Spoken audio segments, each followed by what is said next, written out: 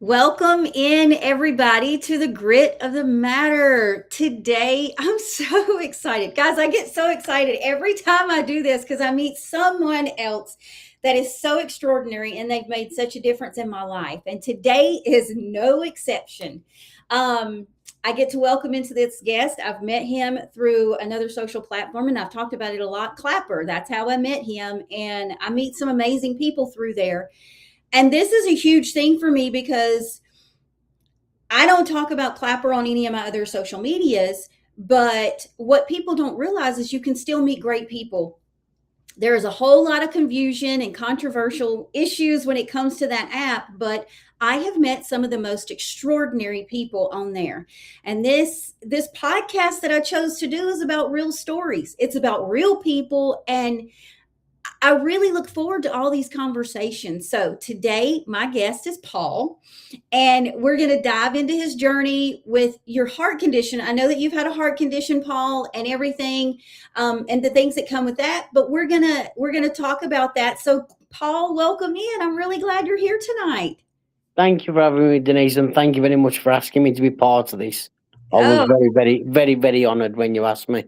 Oh, yes. I was the one that's honored that you even said yes. So I feel the honor every time someone accepts and they come in here and they're welcome to, or they open up to their stories. I think it's just such a great thing for people to do. And when someone goes in to do a guest request, or if I've requested and they go in to fill out the paperwork, they see that, um, I'm not a big, I don't know. I'm not a big negativity person, so I Yeah, like to bring the positive things out of everything, and that's what we want to show people. Is there is a way to turn this any situation you can make it something to help you progress or make you better, right? So very true. um, that's what I'm here for. That's what I want to do. That's what I want people to learn. I want people to see, and I want them to know that no matter what situation they're in, they're not alone.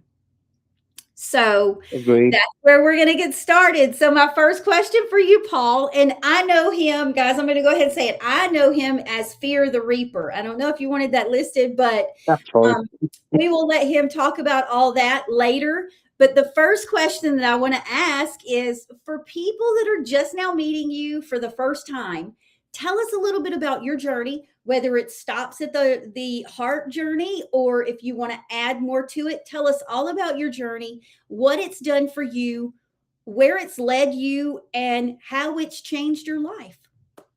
Okay. Well, about 3 years ago, I got diagnosed with a condition called cardiomyopathy, Mhm. which basically is a muscle shrinking disease of the heart, and it can affect both sides separately or together.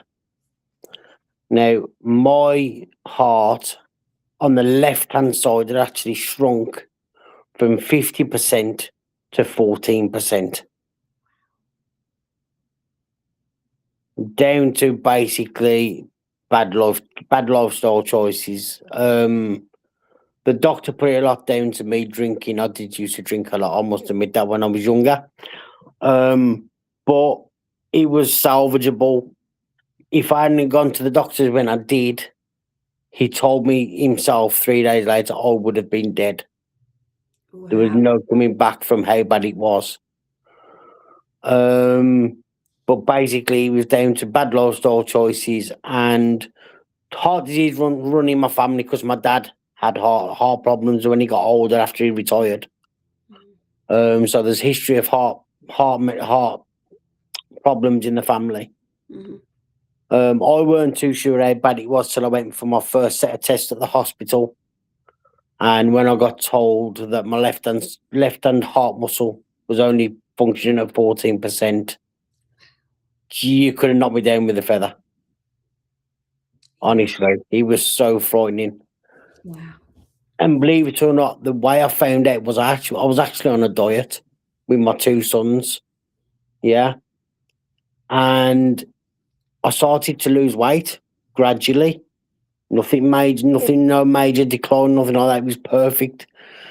Then all of a sudden I started filling up with water from my neck to my ankles and I didn't know why.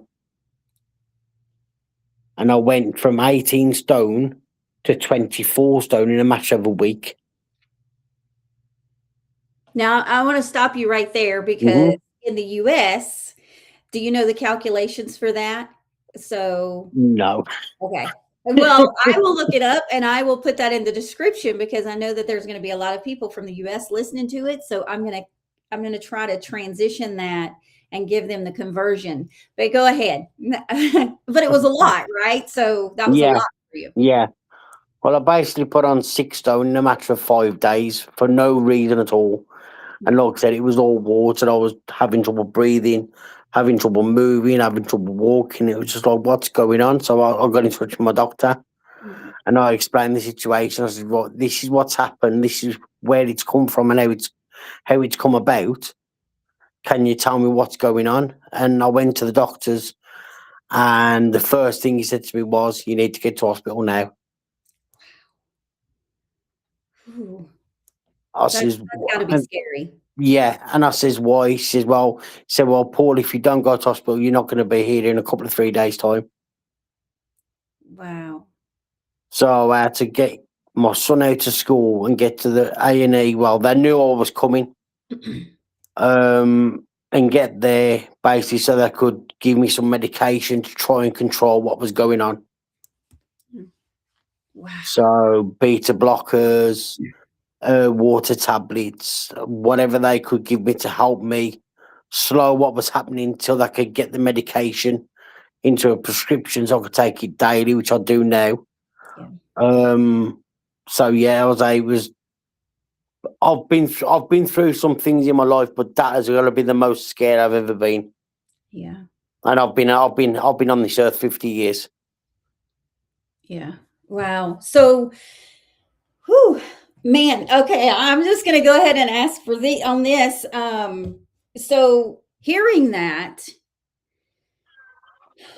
what did you think? What were you thinking when your doctor goes in and he says, "Dude, you need to go to the hospital now." I mean, and then how did that make you shift after? What kind of Yeah. shifts in life did you make after that?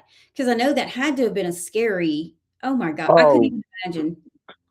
look, so as soon as he said that, it was panic, shock, scared, all in the same couple of seconds.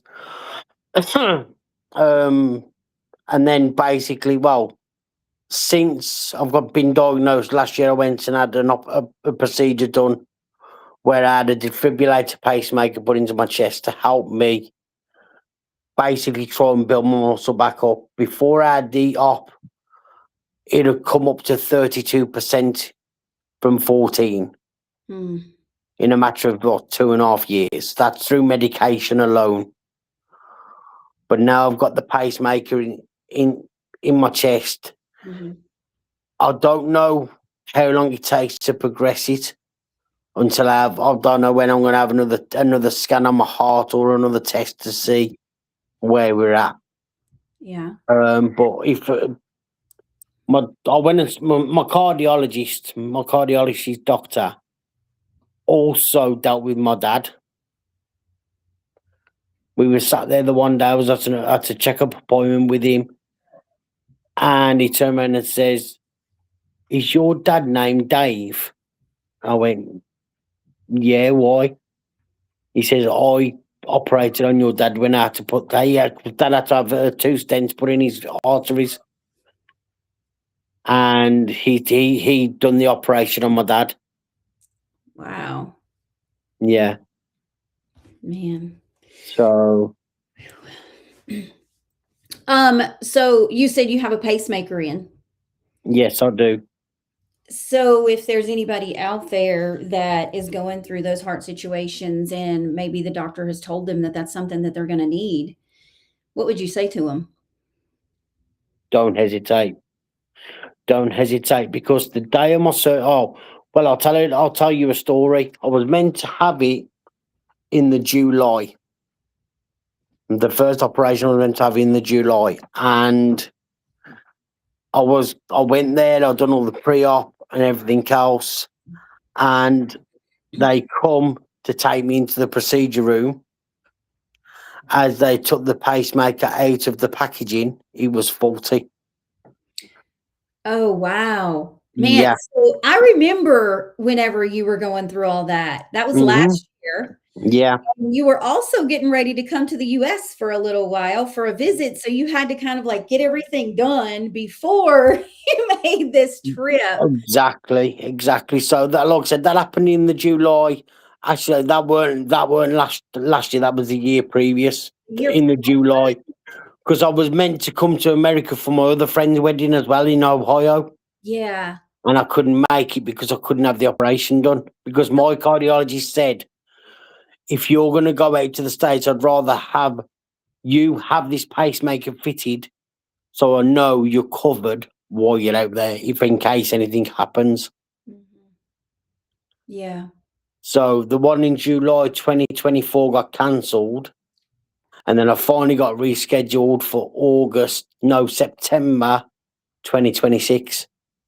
Wow. Sorry, 2025. 2025. My apologies. Yeah. Yeah, Yeah. no. I mean, I cannot believe it's been that long. Yeah. I remember all of those things. Like, I remember all of those scenarios going on with you. I didn't realize it had been that long. Yeah. Wow, man. So, well, I mean, if you don't mind, let's talk about your trip to the US a little bit. We'll shift back and forth throughout the Yeah. discussion, but how was your trip to the US? And did any of that change due to what you had to deal with? I mean, I know you had to like change some of your plans because of that. Yeah. So did it make a difference in what you were going through, like from your surgery to being able to come to the US? Was there anything that they told you, look, be careful with this or do this? Right. So when you have first had the procedure done, you're told you can't lift your hands, your arms above head height for up to 6 weeks. Mhm. So basically, that gives all the wires that are fed into your heart to settle and basically not mend, heal. Mhm. So none of them move. Fuse. They were So fusing, yeah, right? yeah. So I had the op on the 8th of September. It should have been the end of August, but the doctor was off ill. So I Mhm. rescheduled for the 8th of September. So I went in. Now, normally, I'm not meant to have a checkup for 6 weeks. Because of me going out to the States, he moved it to 4 weeks. Mhm. So the 8th of September, I had the op. The 8th of August, I had my 6 week checkup. It should have been 6 week checkup, but it's only 4 weeks. Mhm. So I could actually get on the plane and and come out to the States for my friend's wedding. Yeah. So I had my checkup, and the doc said the numbers are absolutely amazing. We haven't got an issue. Just don't lift your arms above your head for at least another week. Mhm. So then I had to obviously heal from the op. Thankfully, it only took 5 weeks. So Yeah. literally the week before I flew out, everything was fine. Yeah. I was fully healed, and I got on the plane as planned. Now, did that I mean, this may be a dumb question, but I don't think it's a dumb question because there may be somebody out there wondering about this. Is like, did it give you any problems when you were trying to? Because I know that there's security and things like that. Is there anything that you had to carry? Because I know, like, when you have a replacement, like a joint replacement or something like that, sometimes they tell you you have to carry a card to prove that you have. I can go and fetch that and show you, actually. I'm glad you brought that up. Oh, but thankfully, the security pod you have to go through are pacemaker friendly. Okay. Okay. So you won't set off no alarm. You can just walk straight through, get scanned, and it Yeah. just shows on the scan that you've got a pacemaker in it. There's no issues at all, Oh, that's good. That's which I good. was grateful for. Yeah. Well, man, I mean, so thinking about this whole experience, like, what has it taught you about yourself as you've gone through all these little things? Like, has it changed anything in you other than physically? I know that there's a lot of things that you think about now, right? But Yeah. No, right. There's the yeah, Yep. There's the card. I have to keep that on me at all times. Mm-hmm. And that's So specifically for a pacemaker too, because I think if you have a pacemaker, you have to keep that on you at yeah, all times. yeah, Yeah, that's correct. for emergencies. Indeed. So you asked about how it's changed Yeah, me, what has did you taught say? you? What has it taught you about yourself Hmm. since going through that? Don't do silly things for a start. Make good Don't do silly things. choices. Yes, yes. Obviously, I haven't drunk since I got diagnosed. Um, I may have a little shandy. If I'm at a function, I won't drink straight alcohol. I'll have like a shandy or something, or if not, I'll have a soft drink. Right. But diet has changed a lot. Obviously, no fatty food. So if I cook bacon, I do it in the air fryer under the grill. If I have an Mhm. egg, it's fried. In fact, it's fried with a spray oil Mhm. that's healthy. Yeah. Um, Fluid wise, I don't drink fizzy pop as often. It's mainly water or juice. Mhm. Because I am limited to only 2 litres of fluid per day. Mm. That's all I'm allowed to intake into my body per day.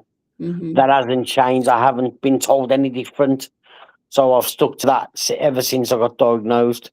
Mhm. Fluids down to a minimum of 2 litres. I actually was a smoker, but that's completely stopped. I've been stopped now over just over 2 years. Mhm. So that's another thing that I knocked completely on the head. Yeah. But at the end of the day, my kids and my grandkids need me here. Yeah. So your first experience, see, I told you I was going to bounce back and forth. So your That's first okay. experience to the US, how was it? I absolutely loved it.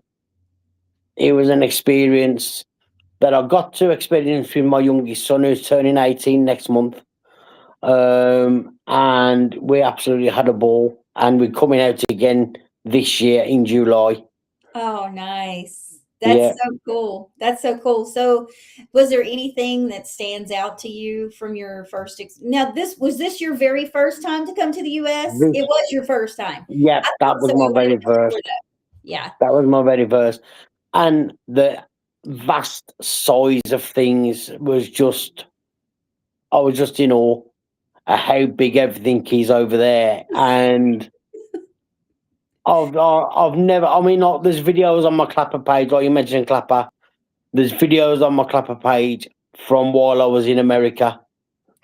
The size of the supermarkets compared to here. Over here it's tiny. Over here you could fit three or four of one supermarket into one of your supermarkets. That's the difference in size and Wow. the experience. Yeah, like I said, I absolutely loved it. I Wow. absolutely loved it, and like I said, we're coming again in July, and we're going to go across 11 states this time round. Wow. So Yeah, 11 states. Wow. How many did you go through this time though? we stuck around Indianapolis. My friend lives in Indiana, Fort Okay. Wayne, Indiana, Yeah. and the Yeah. wedding was in Indianapolis town centre. Oh well, in Indianapolis city. So this time we're going to be landing in Florida Mhm. to go to my friend's house who lives in Brunswick, Georgia, and then we're driving from Brunswick, Georgia, all the way up to Wichita, Kansas. Mhm. Wow. That sounds fun. That sounds fun. Yeah, That you get to adventure. Now, is your son gonna come back with you? yes, he is. Yes, he is. At first, because he was 18, I did say he didn't have to come, but then I thought about it and I thought, well, is he ever going to be able to experience this again? That's right. That's right. Yeah. So, So that's, I mean, that's an experience in itself at yeah, that age, just, um, I know for my kids, I would tell them if you can experience it one time. I've only been out of the US one time and I went to just one specific place, like an all inclusive type thing.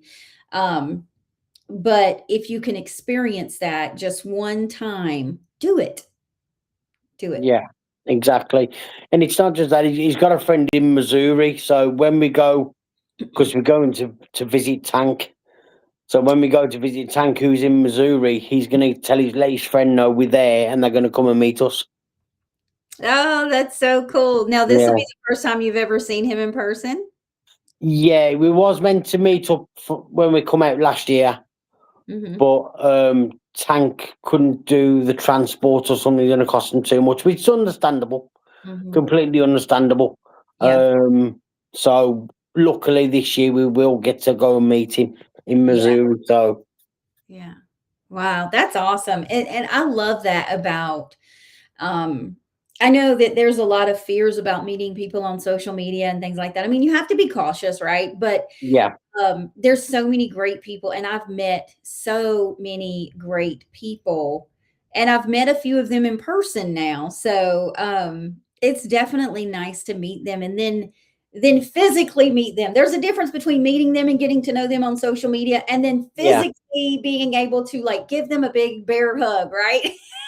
It's so exactly, much different. So it just exactly. brings it all to life. So with your heart, and the I'm going to call it an adventure with your heart. What is one thing that you would wish that people understood about what you went through, or what you could help them with by what you went through? See, I didn't know what signs I was getting. Yeah, and like I said, when the doctor told me what he told me, it was it was like, oh my god, I'm in the worst place I could possibly be now. What could happen? So if I was to say anything, it would be, if you feel not right, don't put it off. Get to your doctor, get checked out, go through whatever test I want you to go through. Don't take anything for chance. Yeah, that's good advice. Do you mind telling us some of the symptoms, other than, I know that you said you had a lot of fluid retention and things like that, but are there any other symptoms that you had before you went to the doctor, or even after, between the time that it started and when you got your pacemaker? Okay. So tiredness is a big factor, and that's even not doing anything. Mhm. You know what I mean? That is a big thing. Muscles and body parts aching for no reason at all. Yeah. Heart palpitations, shortness of breath. Um, I mean, I live in a second floor flat. It took me 35 minutes to walk up one flight of stairs. Wow. That's how much it was hurting me to move when all this went on. Mm. Gosh. Whew. Yeah. Wow. That's a lot. That is a lot. Um, so I mean, I have, gosh, I have so many questions, but I don't know where to start. Start at the beginning, Denise. Start at the beginning. Yeah. Um, gosh, there's just so many things that you think about with when it comes to that, right? Like, a lot of people just blow stuff off. Yeah. Whenever it comes to their symptoms, they don't really truly listen to their body. That's a huge thing for me, is listen to your body. But a lot of people, and I think me and Tank talked about this, or if everybody's listening and you saw, and when you see this, you've seen the video or the conversation with another one of our creators. We do talk about him as Tank, and I think I introduced him as Tank on there, which we talked the other way. But um if you hear us talking Tank, we're talking about one of the other creators that I've talked to previously. So bear with us. But I talked to Tank about it, and I totally lost my train of thought now. But um I had a heart condition they found when I was 12, a mitral valve prolapse, which is Yeah. very uncommon for someone that young. Mm-hmm. And I remember I had palpitations, and whenever I would have that issue, which sometimes I can have it and I can kind of control it with controlling my anxiety with it. And so I remember I got really dizzy, and then it was almost like I was outside of my body. It's just this really weird feeling. But a lot of people don't think about that, right? They think, oh, No. well, maybe I just got too hot, or I'm just really tired, or maybe, which could be very well the reason. But, or it could be that you're dehydrated, right? But if you take those little steps to look at those things, like you were paying attention because you probably did some of those things when you started, and you're like, okay, maybe I'm just dehydrated, or maybe it's this, or maybe it's that. And some people don't really think about that, and they don't look at it that way, and they don't try to do that. And then they think, okay, well, this didn't work. So maybe this is something serious, right? Yeah. Some of the people just don't think about those things, and then they wait too long and it gets into a severe situation. Well, and in your case, I mean, it did, even though that you were looking into that, and it can happen quick. Oh yeah. It can happen Oh very yeah. Because before I went to the doctors, I turned around and said to my two sons, I think I'm eating too much fibre because of how I bloated up, and I couldn't fathom into my head where it all come from. Why is it all come? Why is it all happened the way it happened? Mhm. And it's But because your because heart wasn't functioning correctly. the left hand side of my heart wasn't pumping the fluid and the blood around my body, Yeah. there was nowhere for it to go. Yeah. Yeah. And so, guys, if y'all don't hear anything but that, listen to your body. Your body is a miraculous thing. It will tell you when something's not right. It tells you. It tells you. Just listen. Yeah. And also think about it this way. If your body was a car, your heart the engine. Yeah, absolutely. I 100% Yeah, agree with you on that. It's what keeps you going. It's it what is. it is what keeps you going. So, listen to it, maintain it, take care of it, right? Do what you have to do to take care of it. Yeah. Um, so looking back on all of that,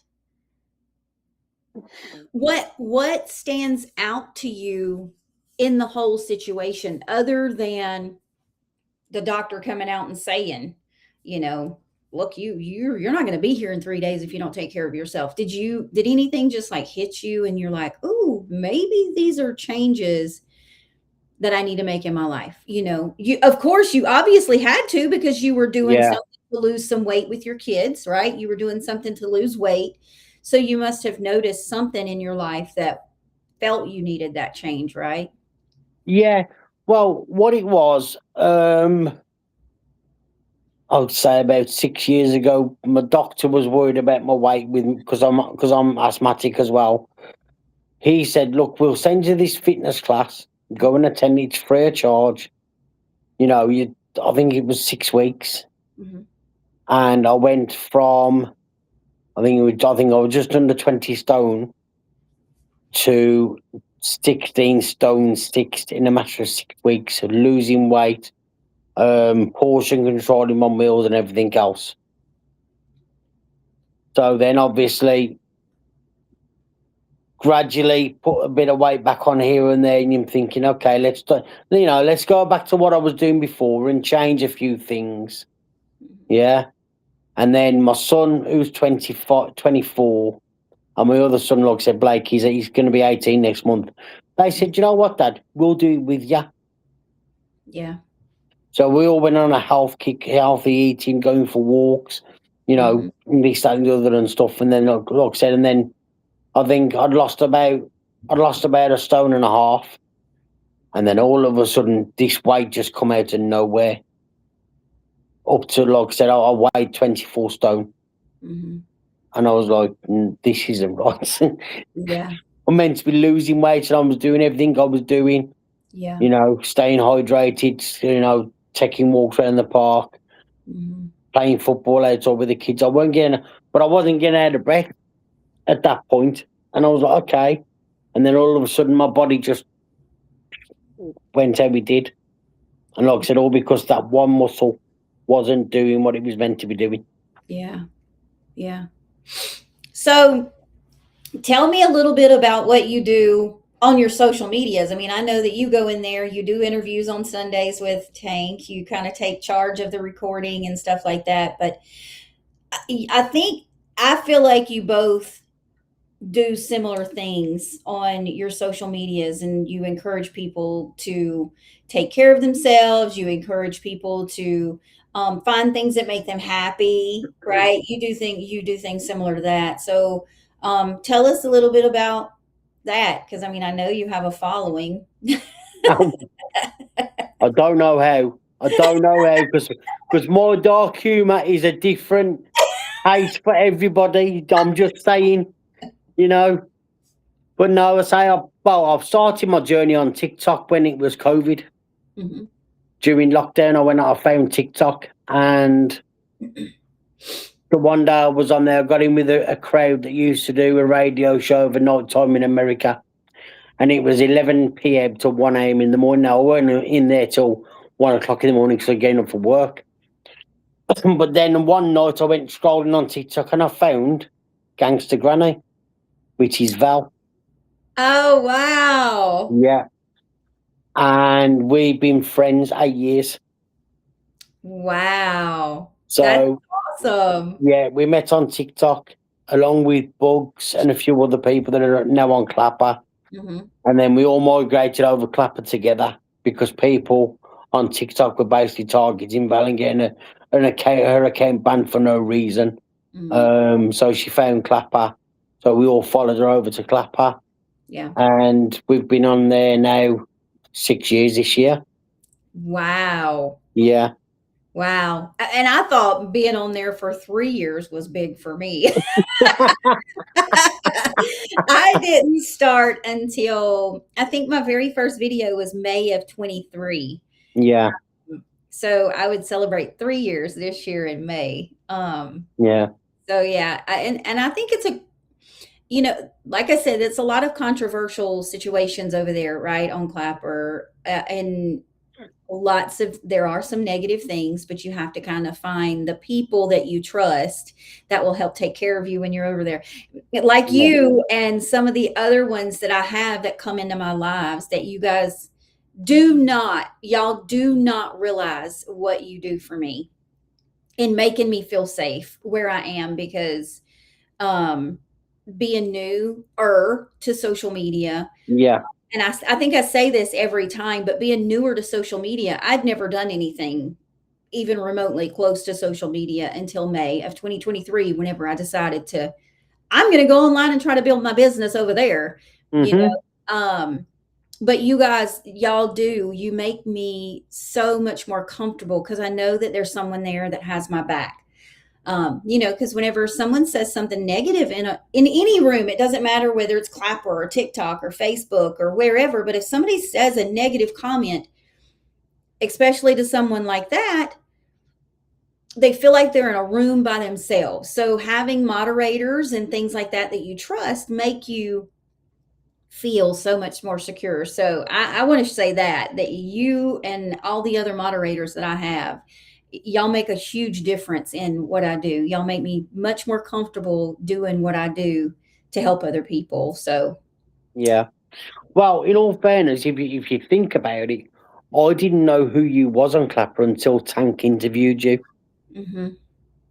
And then when you explained the situation to do with that troll, I was like, this isn't happening. I'm sorry. This isn't fair on you. You're there to promote a business. You're there to promote healthy lifestyle choices, exercise for not just able-bodied people that can't move around as good as what others can. Yeah. And that in my head, I was like, no, this lady needs help. Yeah. This lady needs help controlling the idiots, I'll just say. Yeah. And keeping her life safe. And I know I haven't been around a lot, but my work hours have changed slightly. So, That's okay. that's why I come in the other day and said hello and had a conversation. Yeah. But hopefully after Easter break, I'll be able to come in when you're live Monday, Wednesday, Friday because my hours are changing again. Yeah, no, that's no problem. You know, it doesn't bother me. That's okay. And I mean, I have some really good moderators, you included, and I'm going to keep doing what I do because I know what I do helps people. So that's Yeah. all that matters to me, business or no business. If I can help and inspire one person to not give up, then I've done my job. You know, that's Agreed. the way I look at it. Um, so coming in here, you know, my label is the grit of the matter, and grit, you probably see it on the wall behind me. It means grace, resilience, intentional, trust, and thrive.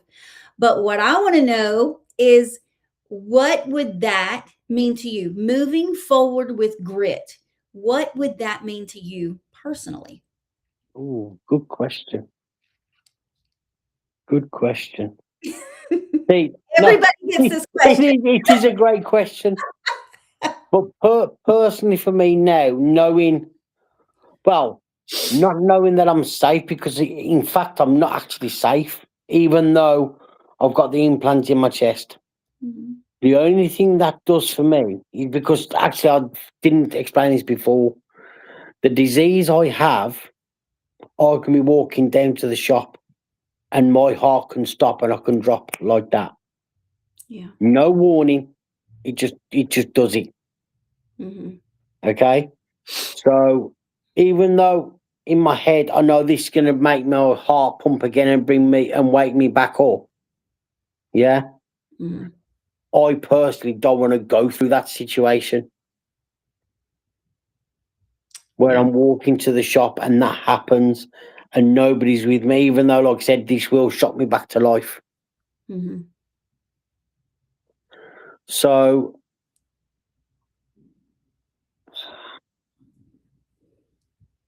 not that I avoid going out because I don't. I'll go to work every day. I'll go to work 5 days a week, regardless of how I feel. Obviously, if I'm feeling really, really rubbish, I won't go into work. Hmm. My boss, he's been part of, well, we've been part of each other for 25 years. We've worked together. Hmm. He knows my he had to change my job description to keep me with him because his liability insurance wouldn't cover a person with a defibrillator pacemaker implanted. Hmm. So he's had to change my job description and to keep me working for him, which Hmm. I'm eternally grateful for. Because otherwise, I'd have had to take early retirement Yeah. at 50. That don't sound right, does it? No, no, I mean, you want to be able to retire at 50, but not because of that, right? Yeah, You don't yeah. want to retire because of that. So yeah, wow. But as far as anything else concerned, I'm careful what I put into my body now. Mhm. I'm well, I'm out exercising every day when I go to work anyway. Because we walk around sites. Because I'm a security officer, so we walk around sites, 3, 4, 5 different sites each day. We have to go and walk around and stuff. So Mhm. that's my exercise sort of kind of part of side of things. But then over weekend, I'm out walking with my dog. So I'm not even saying of a weekend just sitting here relaxing, doing nothing. Yeah. I'll take the dog out for a walk around the park twice and exactly twice on a Sunday, just to Yeah. get me out of the house, to get me some fresh air, and obviously my son's with me when I go out anyway. Um, I'm determined not to let this stop me doing what I'm doing. Yeah. That's that's a good answer. See? Good question, good answer, Yeah, right? So do you want to tell people, anybody that's listening, where they could find you on any of your social medias and what your profile is if they want to look you up? yeah. So I'm on TikTok. I can't remember my blooming TikTok, my TikTok name. We can look it up. I Yeah, can I look it can up I and put can it in find the it out. description. That's okay. On Clapper, I am Fear the Reaper 75, and like I said, my dark humour is not to everybody's taste. So If you're a snowflake, do not click on my profile or my videos. Just saying. Um, I haven't got well, I've got Instagram, but I don't use it that much, and I have Facebook. And on Facebook, I'm under Paul Reaper, but it's spelled Reeper. Now, there's a story behind my Facebook name because my real name isn't Reaper, but I got hacked and I got took for some money, so it's like I changed my name, I changed my profile and everything, but that is me on Facebook. Okay. Okay. So, is there anything? This is the last question, I promise. Is there anything that you would like to tell anybody that might be listening today? If there was one piece of encouragement that would keep them moving forward, what would you want them to hear from you right now? Okay, so personally, no matter what you've got going against you, keep your head held high and don't give up. I recently lost my dad, 2 years ago. He passed away of cancer. But up until that day, he never gave up. He fought as much as he can. But I've had that in me since I was younger. My dad has always said to me, never give up. No matter what you're facing, never give up. And also listen to your body. If your body's hurting, go and get it checked out. Don't just push it to the side and say, oh, I'll go next week. Don't do that. Because like I said, tomorrow's not promised. Yeah. See, another good answer. There you go. Look, I'm so glad you said that because I think it's very important for people to hear, especially from people that have been through major situations. Not that I'm downplaying anybody's situation at all, Yeah. but someone that's gone through something that you've been through. It's good to hear that. So, Paul, thank you for joining me today and sharing your story and sharing a few laughs with me. I so appreciate you being here with me today. Is there anything else that you'd like to say before we close? Well, like I said at the beginning, it was an honour for you to ask me to come and do this. I thoroughly enjoyed it. Thank you. But no, like I said, just keep moving forward. The funniest thing now, I'm going to make you laugh, okay? So, I didn't know. Now, a lot of people probably don't realise this. When they'd done this procedure on me, I was awake. So they didn't put you to sleep they didn't sedate. Did they sedate you or at least numb you or? Yeah, right. So, Okay. let me read right. So, I was awake. I was under light sedation. Yeah, I was under light sedation. Obviously, they numbed the area where they cut into me and stuff, but I was also under light sedation. Yeah. Well, and two, I think like when they do catheterizations and things like that, they lightly sedate you, but they don't put you fully under, I think, right? No, they don't. Yeah. Well, It's like I probably said, I've gone into. I was due to go in at 12:30 on the 8th. I got a phone call at 9:30 saying we've had a cancellation. Can you come in as quickly as possible? So I said, yeah, of course I can. I'll get there as quickly as I possibly could. What time did I go into the theatre? oh gosh. Right, no, it was an hour before I should have been there. Yeah. So if I'd have gone in at 12:30, I'd have probably been in theatre at about 2:30. Yeah. So I get there at 9:30 in the morning, and I'll go into the theatre at 11:30. So I'm sat on the chair outside the catheter lab, and the doctor, one of the, I think it was the anaesthetist, was sat talking to me. He says, right, come on then. So as I walked through the door, I thought, we sat outside and I thought he was going to put me onto another bed and wheel me in. No, I'm just walking. Just come on, let's go. We walked in there. I'm looking around, I'm thinking, all these people just for this procedure kind of thing, you know what I mean? And I thought the nerves were kicking, but they didn't. They was all there. They all said hello to me when I walked in. My surgeon come in and shook my hand, saying to me, are we ready for this? Paul, I said, yeah, let's do it. One of the people who was in there who was part of another cardiologist team. He said, we've poached him. He said, it's like we've took Ronaldo from Manchester United.